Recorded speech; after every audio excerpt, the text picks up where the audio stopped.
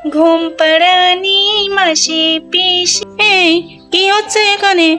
গান গাওয়া হচ্ছে? বলি বাড়ির কোনো কাজকর্ম নেই?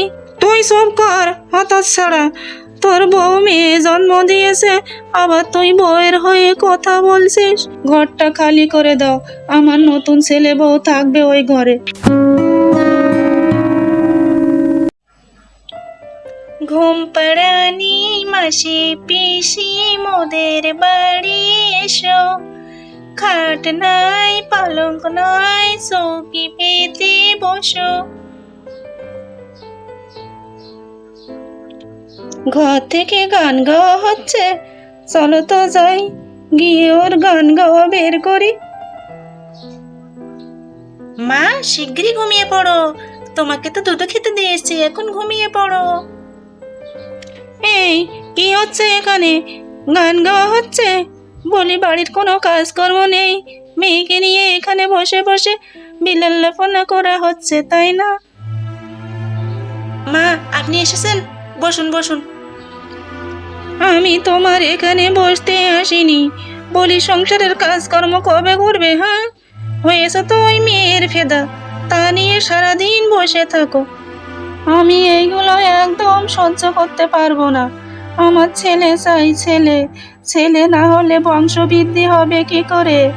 মা এসব কি বলছেন আপনি? মেয়ে হয়েছে বলে কি আমার কোনো মূল্য নেই আপনার কাছে?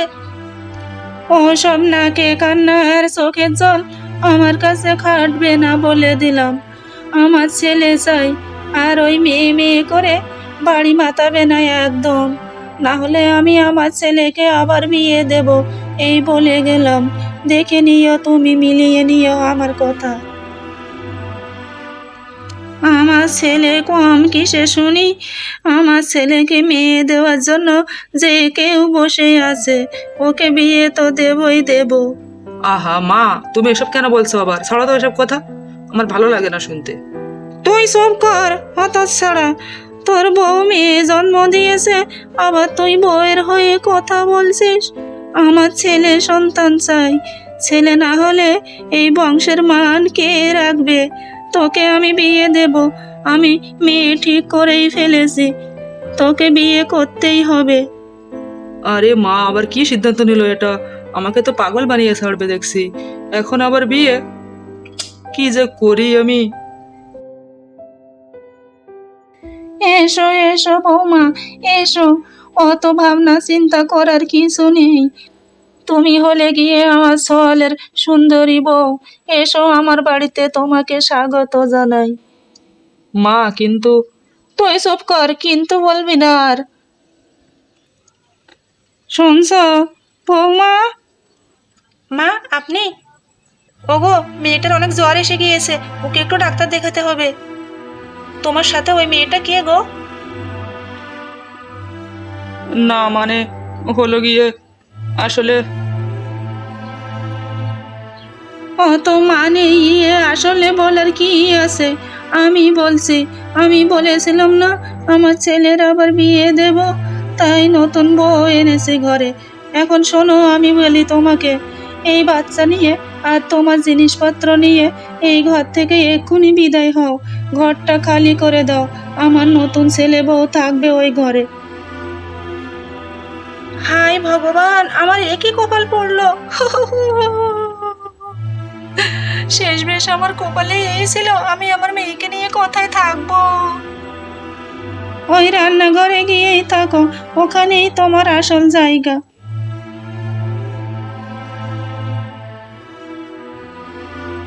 এসো এসো নতুন বউ, এটাই আমাদের ঘর, এসো। মেয়েকে নিয়ে আর এই সংসারের অজস্র কাজ আমি আর করে পারছি না। কি করব আমি এখন? আমার মেয়েটা একটু অসুস্থ হলেও দেখার কেউ নেই। হায় পোড়া কপাল আমার। এতই যখন পোড়া কপাল, তবে এই সংসারে আছো কেন? দূর হলেই তো আমরাও বাঁচি।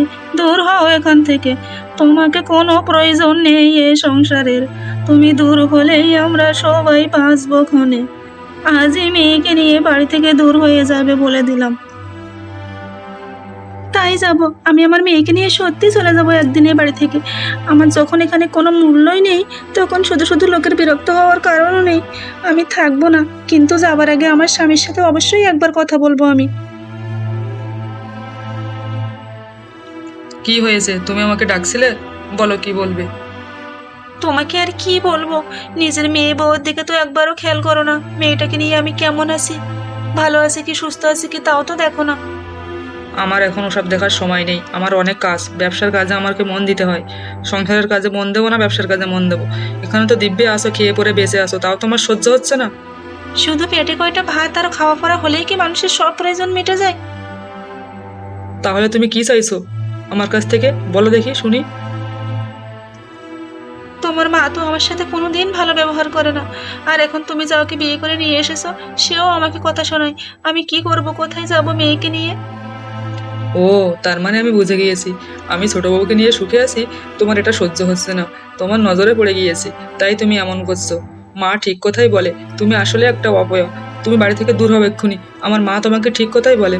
যাও, এক্ষুনি বাড়ি থেকে বেরিয়ে যাও। তোমার মতো মানুষ আমার এ বাড়িতে থাকার কোনো প্রয়োজন নেই। ওগো, তুমিও তোমার মায়ের কথাই বললে? তাহলে তো আমাকে আর এ বাড়িতে থাকা চলে না। চলো, আমি এক্ষুনি মেয়েকে নিয়ে চলে যাচ্ছি। তোমরা সবাই ভালো থেকো। আমি যে দুঃখ আর কষ্ট নিয়ে বাড়ি থেকে যাচ্ছি, ওপরে যদি ভগবান থাকে তাহলে নিশ্চয়ই একদিনের সুবিচার পাবো আমি। ভগবান, তুমি আমাকে নিজের চোখে দেখিয়ে দাও। আমার সাথে যে অন্যায় হয়েছে তার বিচার তুমি অবশ্যই করো ভগবান। তোমার উপরে আমার ভরসা আছে। আপদটা বিদায় হয়েছে, ভালোই হয়েছে। যাচ্ছিলাম একটা কাজে, পেছন থেকে ডেকে দেখো কি খানার খানার করছিল। এক কথাই বলে দিয়েছে, বাড়ি থেকে বেরিয়ে গিয়েছে। ভালোই হয়েছে, আমি এখন আমার কাজে বের হই। আমি তো আড়াল থেকে সব শুনলাম। ভালোই করেছে আমার স্বামীটা। ওই বড় বউটাকে আমার সহ্য হয় না, মেয়েটাকে নিয়ে বাড়ি থেকে বের হয়ে গিয়েছে। খুব ভালো কাজ করেছে, ওকে বের করে দিয়েছে। এখন আমার জীবনের আর কোনো কাঁটা রইলো না। ওই কাঁটাটাই ছিল আমার জীবনে বেঁধে। বিদায় হয়েছে, আমি বেঁচে গিয়েছি। চলো, এখন আমি গিয়ে একটু রেস্ট করি।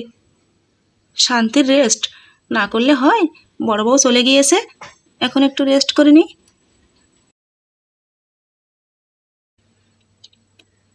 বড় বউটা বাড়ি থেকে যাওয়ার পরে আমার সব কাজকর্ম করতে হয়।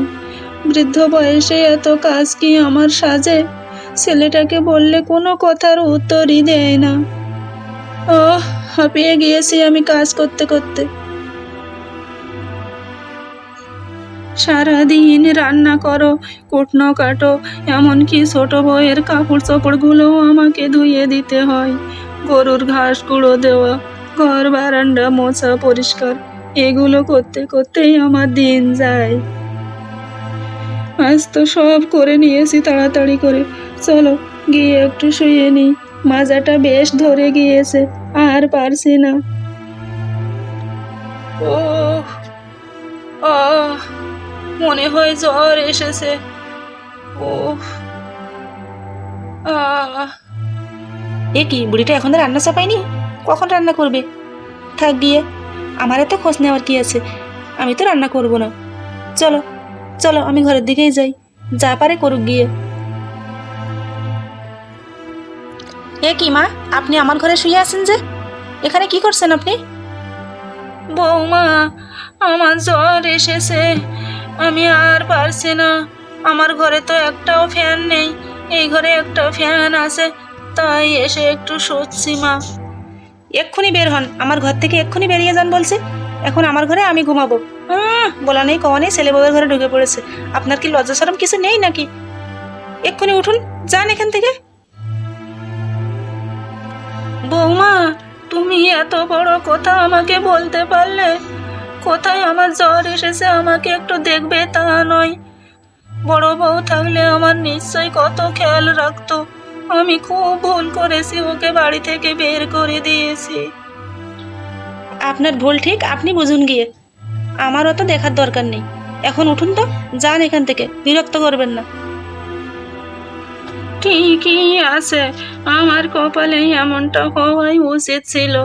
আমি যা পাপ করেছি, আমার পাপের কোনো ক্ষমা নেই। বড় বউকে আমি বিনা কারণে বাড়ি থেকে বের করে দিয়েছি, তার ফল তো আমাকে ভোগ করতেই হতো। তাই আমার সাথে এমনটা হওয়াই উচিত। আমার পাপের শাস্তি তো আমাকে পেতেই হবে। আমি আমি ভুল করেছি, বড় পাপ করেছি, অপরাধ করেছি আমি।